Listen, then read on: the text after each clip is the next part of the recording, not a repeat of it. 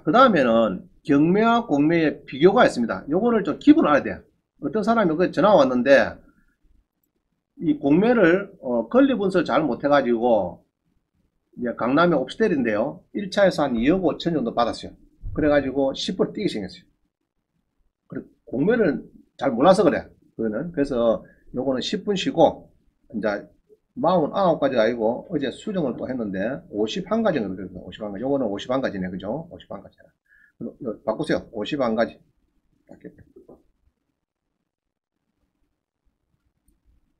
51가지. 자, 51. 두 개가 더 넣었다. 자, 이래가지고 집에 가셔가지고 있을 때는 63강단 보셔야 됩니다. 보시고 405강 요것도 보시면 되는데, 자, 오늘은 자 10분 쉬고 17에 있는 거, 자, 이런 겁니다. 법원, 경매, 공매가 다 51가지 비교를 하는데, 자, 요거는 10분 쉬고 하도록 하겠습니다. 먼저 우리 온라인반 오늘 출발이 한 30분 가까이 늦은 것 같습니다. 죄송하고 더 좋은 강의로 보도록 하겠습니다. 그럼 되겠죠? 네. 이해를 하시시고. 자, 또 합니다. 엊그제 이제 어느 분이 또 서울에서 오피스텔 낮춰받아가지고 임금 채권 때문에, 그죠? 공매에서 10%한 2,500만원 뛰게 생겼어요. 그래서 방법이 없더라고요. 그래서 공매를 조금 알고 이제 들어가야 되는데, 덜렁덜렁 들어갔다가 10% 2,500 뛰면 좀 그렇다, 그죠? 자, 그래서 오늘은 그래서 이제 여러분 공매를 기초를 좀 배워야 되겠다 싶어서 이거를 말을 했습니다. 한번 봅니다. 51가지 좀 비교할 필요가 있어요. 경매와 공매가 어떻게 다른지. 자, 보는데 우리 경매는요 법적 성격이 민사집행법입니다. 공매는 국세징수법. 자, 변호사가 전화 왔어요. 하 원장님, 저 공매는 법을 무엇을 봐야 됩니까? 국세징수법 중간쯤 보면 있습니다. 중간쯤 보면 있어요. 조항들이 쭉 나옵니다. 국세징수법. 자, 그 다음에 등기부에 경매는 임의경매, 강제경매 이렇게 등기되죠. 등기부 등본에 각부에 되는데, 공매는 각부에 압류했다가 보통 공매 공고를 하는 경우는 80% 됩니다. 80%. 그냥 압류만 해갖고 덜렁 공매하는 게 있어요. 공매하는 것도 있고, 이제 법적으로는 공매 공고 등기부에 올려놨고 하라 이렇게 되어 있습니다. 그러면 이제 세입자들은 공매 공고가 딱 보면은 이거 공매가 되는구나. 등기부에 임의경매 보면은 또 경매가 되는구나. 그럼 두 개 다 보이면은 배당 요구를 두 군데 해야 되겠죠. 신고해야 됩니다. 두 군데 다 어디서 줄지 모르기 때문에 두 군데 다 신고를 똑같이 해야 됩니다. 근데 보통은 빠랑빠랑 해야 돼요. 빠랑빠랑. 보통 경매되고 공매되고 한 두 달이나 해야 됩니다. 바로바로. 자, 통지 봅니다. 통지는 그냥 일반적으로 뭐 채무자 때 통지를 하겠죠. 자, 4번 봅니다. 4번. 물건 검색은 경매는 대법원, 법원 경매 정보가 본적이에요. 본적인데 이게 조금 신차네. 내가 보니까 좀 허술한 데 많아요. 너무 간단하게 딱 해야 되는, 간단해서 힘들어요. 그래서 그거를 등기부 등본을 발급을 받고 다 해가지고 한 것이 이 굿옥션 사이트입니다. 그래서 보통 이제 3대 사이트 끄면요, 굿옥션, 지지옥션, 테인 이 정도가 큰 사이트입니다. 그 중에 있으니까 우리 굿옥션을 보시면 되겠고, 그 다음에 우리 공매는 온비드입니다. 온비드, 본적이 온비드예요. 온비드인데 요거도 이제 간단하기 때문에 굿옥션에서 경공매를 같이 보시면 돼요. 여러분들은. 자, 수강할 때까지는 제가 알려 드릴 테니까 들어가시면 되겠고, 끝나고 나면은 보통 6개월 신청하면은 플러스 한 달, 그 다음에 1년 시자면 플러스 2달, 그거는 됩니다. 자, 그 다음에 임대차 봅니다. 조사. 전세를 조사할 때 집행관이 갑니다. 집행관이 가가지고 동사무소, 세무서 가갖고 조사를 해요. 그래가지고 이제 현황조사 보고서를 작성해서 현황조사서 그걸 이제 다 보고를 합니다. 판사님한테. 지금 사무보장한테 하는 거죠. 자, 공매는 자산관리공사 직원이 갑니다. 가가지고 다 조사해갖고 압류재산, 공매재산 명세에 자기들이 기록을 남깁니다. 알겠죠? 자, 6번 봅니다. 매각물건 명시해서 그런 게 있어요. 중요한 서류죠. 사실은 제일 중요한 서류입니다. 요거는 우리 공매는요, 압류재산, 공매재산 명시가 똑같은 겁니다. 성격이 똑같으니까 여러분들은 경매는 매각물 명시서 이게 제일 중요해요. 공매는 압류재산, 공매재산 명세, 이게 제일 중요하다 봅니다. 그 다음에 7번 동사무소, 주민자치센터에 전입세대 열람, 세무서의 등록사항 등의 해당서 열람, 지금은 뭐 상가건물 임대차 해당서 이렇게 하게 됩니다. 하는데 열람 오지 않느냐? 보통은 가까운 동사무소, 옛날에는 서울 신정도 가면 신정도 가야 돼. 전입세대 열람하려 그러면. 그러냐, 동생한테 서울에, 동생아, 네가 좀 시간 내서 신정도 가서 전입세대 열람 하나 뛰더라. 그러면 미안치 오죠? 지금은 요 사파동 가면 바로 뛰집니다. 그죠? 뛴다. 그죠? 지금은 법이 바뀌어가지고, 전입세대 열람 내역은 그냥 가면 안 뜨죠. 경매나 공매는 그 있죠? 사진을 찍는다든지 스마트폰 꼭 찍어가지고, 자, 여기 경매 놓은데, 요게 전입된 사람을 좀 보여주세요. 그러면 경공매는 보여줍니다. 자, 됐죠? 자, 그러면 이제, 세무서에는 등록사항 등 해당서 또는 상가 건물 해당서가 있는데, 요거는 여러분이 사생활 보호라고 절대 안 보여줍니다. 세무서는 가지 마세요. 가면 뺨때 맞고 옵니다. 안 보인다. 근데 자꾸 보여드리면 안 됩니다. 세무서는 체납액도 안 하시고, 누가 사업자가 돼가 있는지, 대항력이 있든지 만든지, 그거는 너의 이고 우리는 뭐라준다. 세무서 가지고 완강해요. 이 법을 바꿔야 됩니다. 왼쪽은 되는데 오른쪽 안 된다. 그러니까 바꿔야 됩니다. 법이 같이 바꿀 필요가 있습니다. 그래서 저를 법무장관 시켜주면은 세무서에도 사생활 보호보다는 매수 희망자의 보호가 더 강하다. 빨리 보여주라. 경매당하는 그 상가에 대항력이 있는 임차인이 있는지, 선순위가 있는지 알아야 되겠죠. 자, 그 다음 봅니다. 임대차 보호법, 상인법 이런 것은 대항력 우선 변제권, 최우선 변제권은 경공매 다 적용이 됩니다. 똑같이. 자, 농지납차 받는다. 그럼 농지납 받으면은 농지 취득 자격증에서 내야 되는데 경매는 낙찰받고 일주일 내야 돼요. 안 내면은 매각 불허가 되고 10%가 몰수됩니다. 몰수. 자, 공매는 일주일 이런 개념이 없어요. 농지증은 잔금을 넣고 소유권 이전 등기할 때 촉탁 서류입니다. 첨부한 서류야. 그게 보통 우리 공매는 잔금 넣고 60일 이내 보통 등기를 합니다. 보통은 안 그러면 60일 넘으면은 가태를 부르니까 보통 잔금을 넣고 60일 등기할 때 그때 농지 낙찰 받을 때는 저 등기소에 등기관이 농지증이 붙었는가 봅니다. 안 붙으면은 각하시게 버려요. 그래서 첨부를 그때 하시면 돼요. 경매는 낙찰받고 바로 해야 됩니다. 급해요. 시간이 없습니다. 자, 10번 봅니다.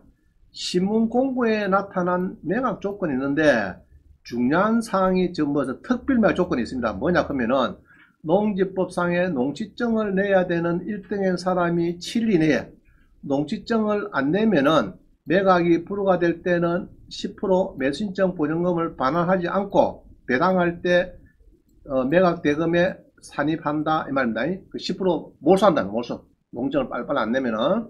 그래서 경매에서는 사실은 여러분들이 막 납찰받으면 돼요.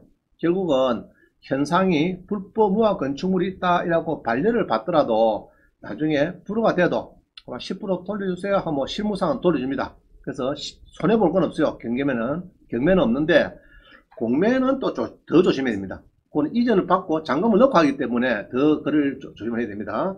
자, 공매는 좌우지간 60일 이내 잔금 넣고 60일 이내 내면 된다 그 얘기를 하고 있어요. 자, 넘어갑니다. 11번 신문 공고에 나타난 주의사항이 있어요. 신문 공고에 나타난 경매가 있는데 뭐냐 보니까 자 있나요? 11번이 제일 지금 50한 개 중에서 제일 중요한 게 11번입니다. 11번 잘 보세요. 최선순위 설정일자보다 대항요건을 먼저 갖춘 주택 상가 건물의 임차. 자, 최선순위 설정일자. 자, 여기 여기는 우리가 말소기준 등기라고 합니다. 말소기준 등기.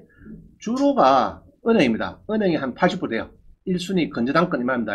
1순위 건저당권 설정한 날짜보다도 먼저 대항요건을 갖춘, 대항요건 그렇거든요. 대항요건이라 그런 것은 전입과 점유, 전입 플러스 점유라서요. 전입 플러스, 전입하면 되는 게 아니고 전입 플러스 점유가 해야 됩니다. 키를 받았다. 다이얼번호 받았다. 이 말입니다. 대항요건을 먼저 갖춘 주택이나 상가의 임차인의 임차보증금은 매수인에게 인수되는 경우가 많더라. 이 말입니다. 인수되는 경우가 많다. 그죠? 그 다음에 배당 요구를 했는데 이 사람이 했는데 보증금에 대해서 선순위 임차인이 100% 못 받았을 때는 배당받지 못한 금액은 매수인 낙찰자에게 무조건 인수가 됩니다. 조심하세요. 이게 제일 중요한 겁니다. 여러분들이 배우는 것 중에서는 11번이요. 지금 제일 중요한 얘기입니다. 아시겠어요? 그래서 일단은 이러죠. 주택이나 상가나 볼 때는 은행에 설정이 있으면은 설정일자보다 먼저 전입한 사람, 그걸 찾아야 돼. 그 사람이 또 이런 사람이 있어. 금액이 안 보여. 미상이야, 미상. 미상이라는데 엊그제 우리 수학여 보니까 저기 서울에 갔다 왔는데 3억이 있더래. 선순위 세입자가. 미상대한테 가서 따지고 물어본 게네 3억이래. 그래서 3억 5천짜리가 지금 2억쯤 됐으니까 좋다고 쫓아갔는데 3억이 있으니까 그거는 별도로 물어야 돼, 여러분들이. 그럼 오게 되는 거죠. 낙찰받으면 안 됩니다. 그거를 조심해라 이 말입니다. 자, 우리 공매 보인다. 공매도 문구는 똑같아요. 이놈이나 뭐 내용은 똑같는데 경매하고 공매하고 표현이 달라요. 조금 다릅니다. 표현만. 자, 봅니다. 주거용 건물 또는 상가 건물의 경우에 등기부상 최선순위 권리자, 건저당권, 압류 뭐 이런 것보다도 먼저 주택의 인도 및 주민등록 전입신고 등의 대항 요건을 갖추고 있는 임차인. 상가 건물의 경우는 건물의 인도 플러스 사업자 등록한 임차일 때에는 낙찰자는 매수대금, 그죠? 자기가 잔금 넣은 거 그거 외에 임차 보증금을 별도로 인수해야 되므로 있으므로 조심하자. 이게 제일 중요합니다. 그래서 요 11번을 여러분들은 제일 조심해야 된다. 이해가죠? 1번 설정 앞에 만약에 건전항이 없으면은 1번 압류나 가압류 앞에, 자 이런 겁니다. 여러분이 3억을 전세를 돈을 주면은 처음에 3천만 줘요. 한 달 뒤에 2억 7천을 줘요. 그럼 등기부 등본을 띄봅니다. 띄보는데 얼구나 각구에 뭐 제한 물건이 없더라. 예로 압류나 가압류나 건전항이 없더라. 그러면 우리 잔금을 주죠.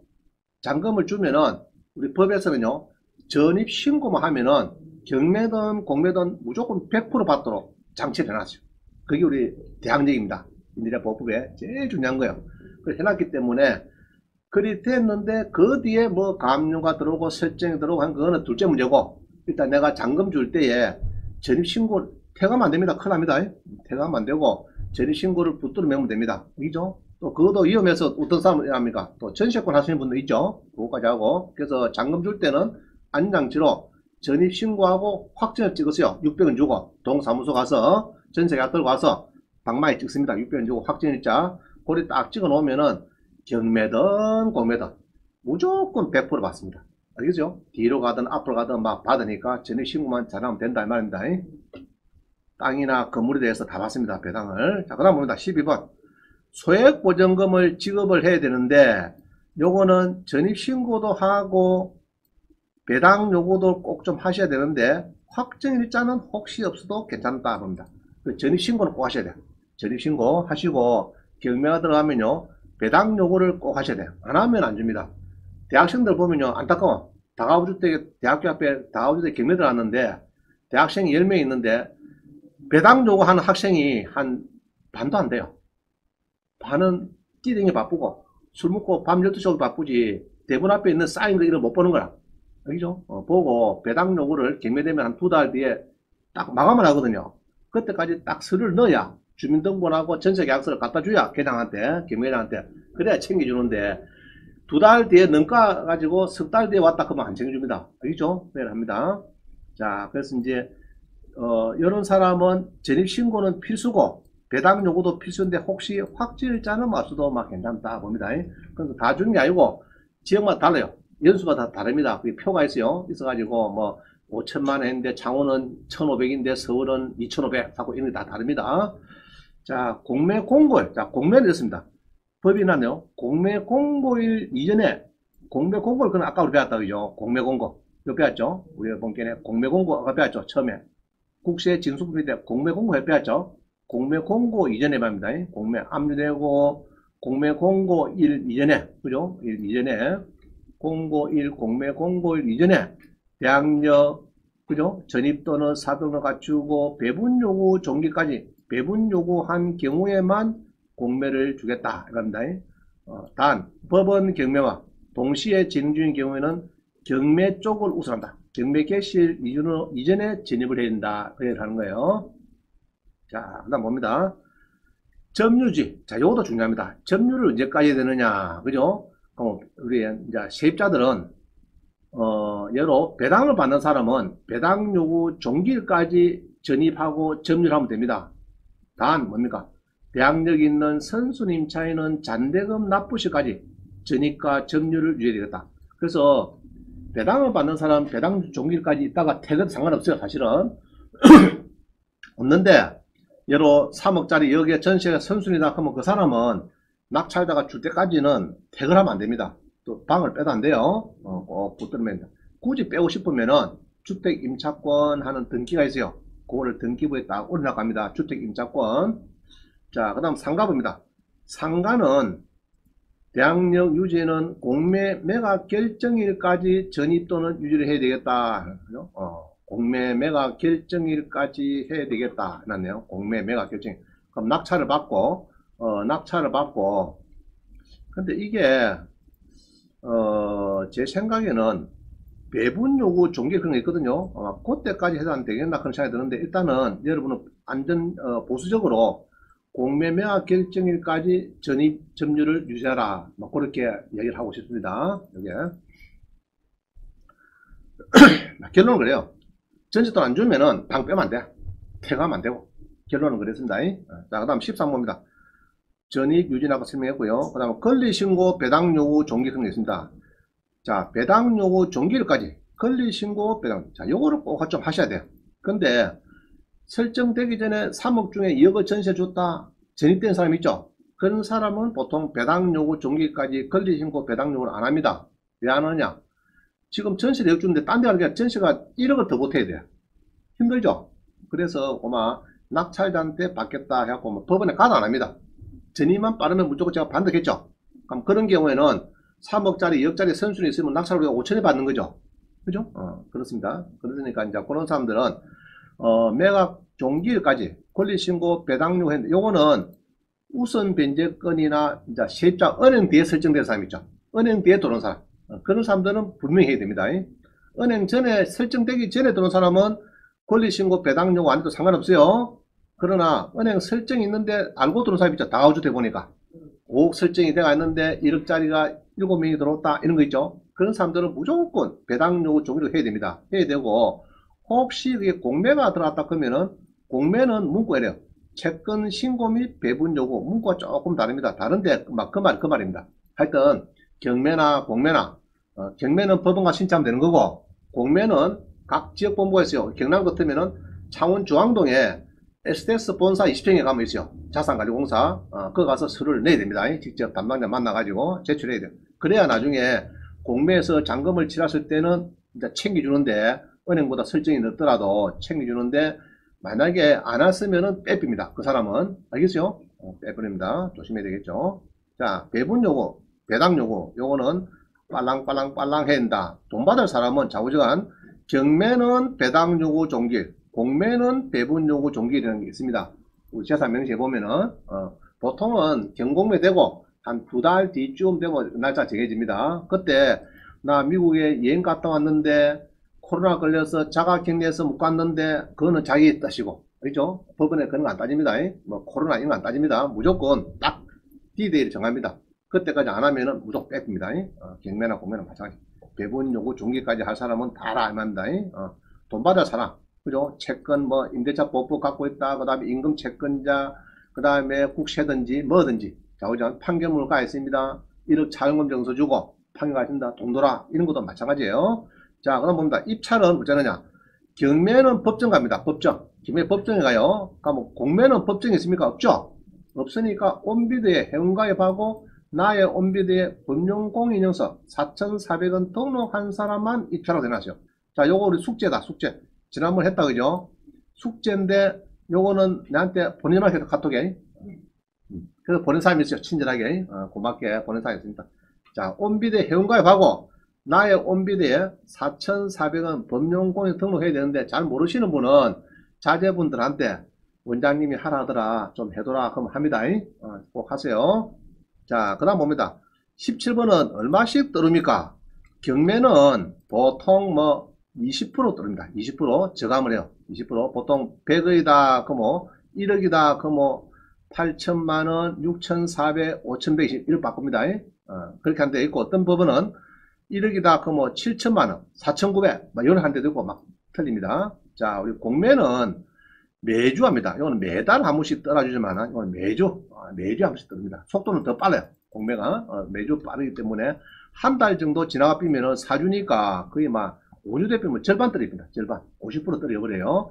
50% 떨고 그 다음에 한두 달 멋지답니다. 세부서 다 연락해요. 다시 공매 또 할까요? 50%도 안 팔리는데 이러니까 다시 하래. 그러면은 이제 그때부터는 5%씩 합니다. 5%씩 매주 처음에는 한 10%씩 하다가 절반 떨어지면은 서로 연락해가지고 5%씩 막 들어오고 있습니다.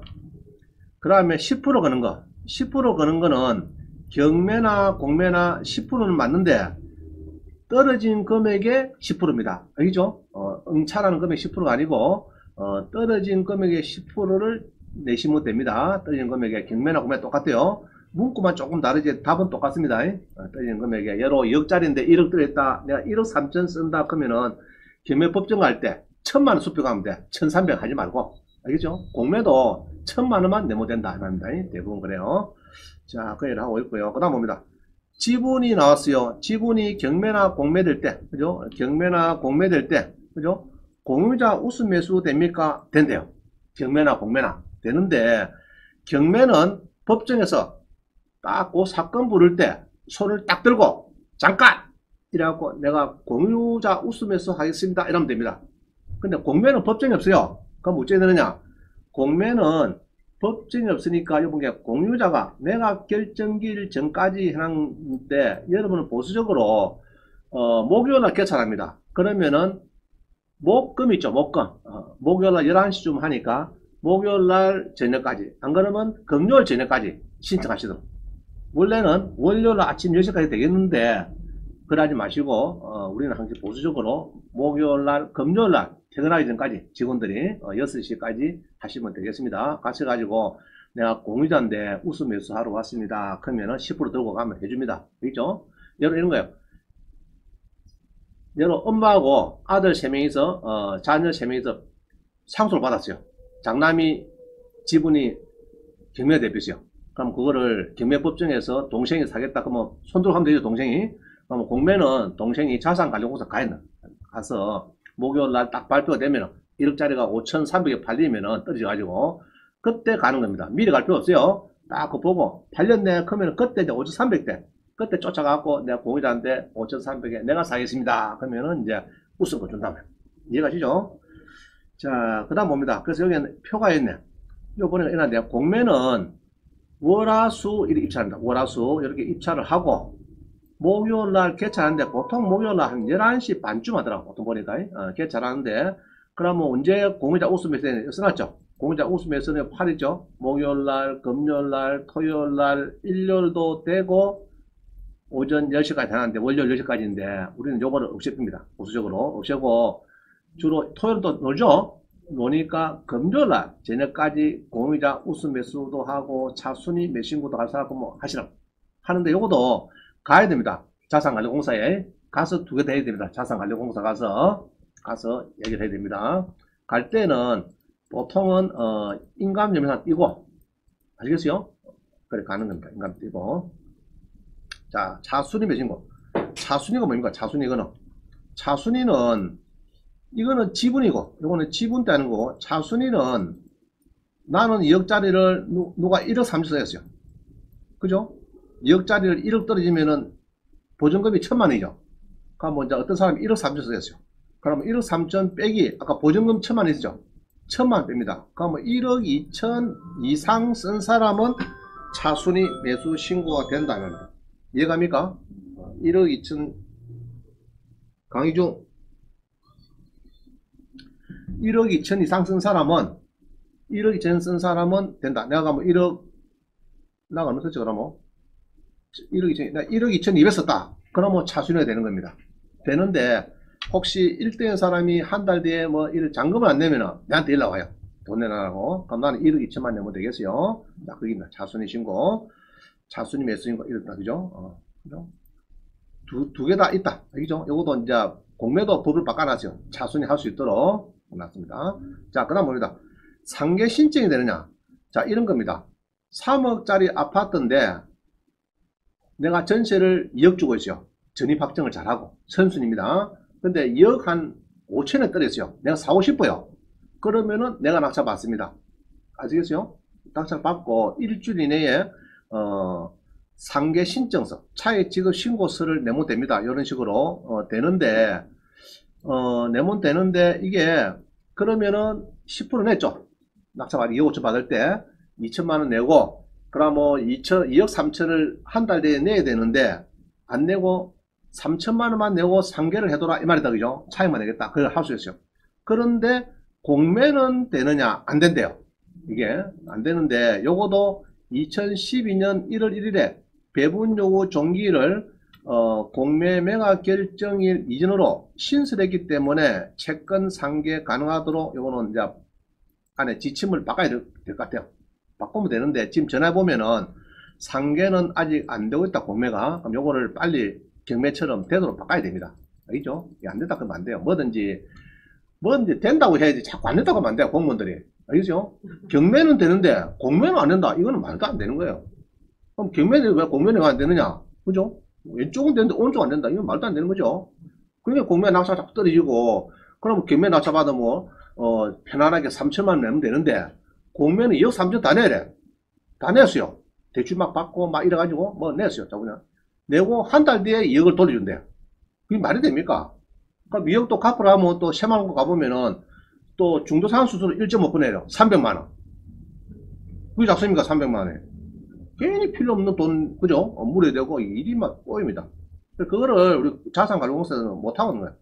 혹시 제 방송을 자산관리공사 직원이 들으면은 꼭 요거 빨리 바꾸세요. 알겠어요? 그래서 빨리 저를 법무부 장관으로 빨리 바꿔주고 추대해 주시면은 이거 다 바꾸면 되는 거는. 그죠? 국민들이 불편한 법조항을 제가 다 바뀌었습니다. 바다 99%다 바꿔줍니다. 국민들 편의해서. 알겠어요? 네. 자, 또 누가 봅니다. 그래서 채권자가, 그죠? 경매는 채권자가 낙찰받고, 이런 거, 아파트에 상계 신청서 한번 해주는데, 이런 공매는, 이런 건 안 해준대. 안 해준대요. 문제가 있죠? 문제 있습니다. 자, 그 다음 봅니다. 매각 결정기를 본다. 매각 결정기. 매각 결정기는 낙찰받고 일주일 내내, 그죠? 매각을 허가할 건지, 불허할 건지. 농지증은 안 거었다, 불허하겠다, 이런 거죠. 그런 겁니다. 그 다음에 이제 공매는 다음날, 그죠? 다음날, 목요일날 11시에 잤는데 최고 입찰자로 결정된 다음주 월요일 10시에 매각 결정 통지서를 나의 온배에 출간한다. 그래서 매각 결정은, 오전, 다음주 월요일 10시 날 보면 되는데, 우리는 안정적으로, 아까 우리 배웠다, 그죠? 안정적으로 언제까지 한다고요? 이런 경우에. 금요일까지 하고 끝낸다. 아시겠죠? 자꾸 일요일 하다 보면은, 월요일 하다 보면은요, 이랍니다. 아침에 차가 막혀서 10시 2분에 도착해서 그래도 안 된다 그럽니다. 아주 걔들 막 칼같이합니다. 그죠? 주차하다 보면 만다는 차를 빼래요. 차를 빼고 가보게 10시 2분이라 너희도 안 된다. 이런 게 있기 때문에 우리는 금요일날 저녁까지 답을 잡습니다. 자, 그 다음에 치아 취소가 있다. 치아는 요거는 잔금을 납부하기 전이면요 일단 쉬워요. 잔금 납부하기 전이면은 낙찰자의 동의서가 없어도 되니까 낙찰 안 됐으니까 괜찮은데 이게 잔금을 이제 이게 낙찰 받기 전이면은 상관없는데 낙찰자가 있으면은 이 동의서가 있어야 됩니다. 동의서가 경매 같으면 있어야 되고 임의 경매는요 주로가 이제 건전한권 설정이죠. 그럼 그거를 말소된 등기부 등본은 필요합니다. 말소 등기부 이해가시죠?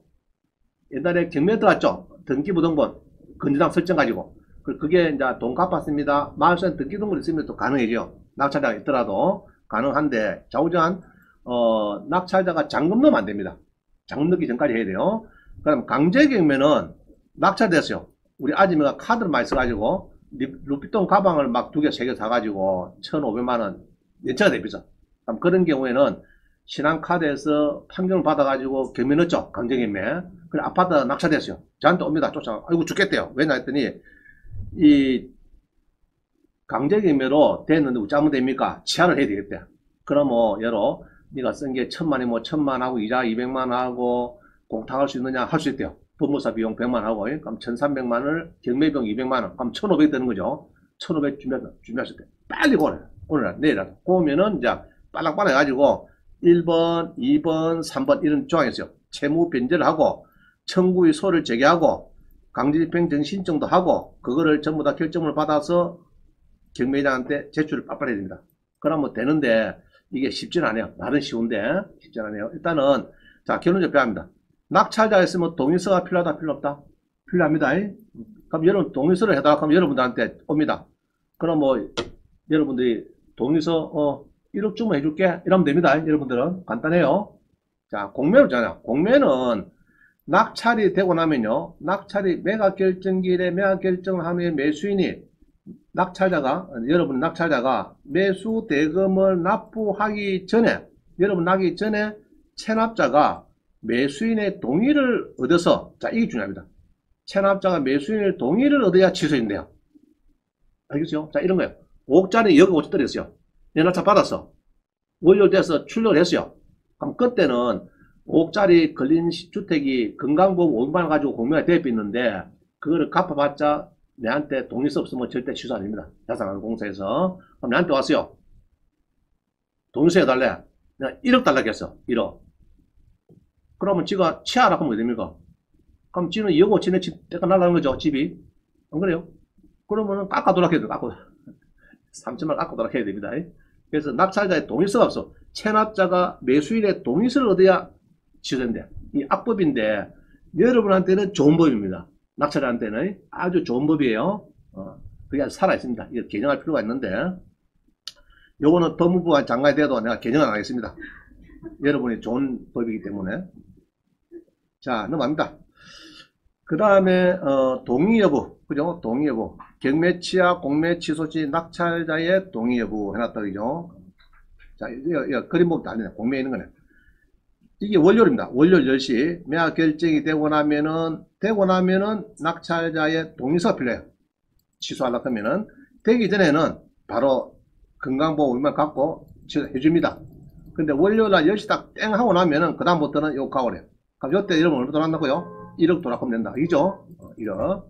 그럼 3천원 깎아주고 70만원만 받으세요. 너무 많이 받지 말고. 자, 그 다음 봅니다.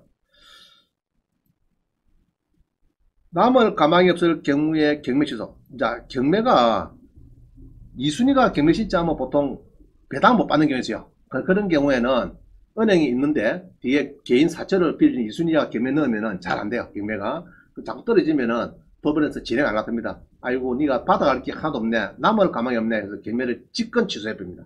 알겠죠? 그런 경우가 가끔 있다. 막 그 정도 마시면 되겠습니다.